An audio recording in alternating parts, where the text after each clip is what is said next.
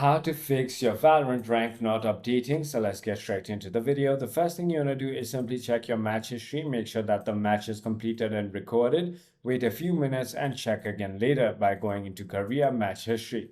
If that is not the case, you want to simply go ahead and wait for the rank update delay. Rank updates can take anywhere from a few minutes to several hours. Wait at least 2 to 24 hours after your match.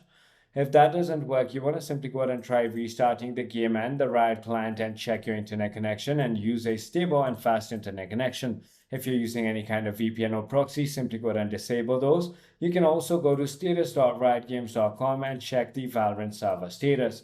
If that is not the case, sometimes a ranks update might be after your next match, so simply play another match and check again. If that doesn't work, you want to simply go ahead and restart your PC or at last contact support at support.riotgames.com. I hope this video clarifies everything for you. If you have further more queries, feel free to comment down below and I'll see you on the next one.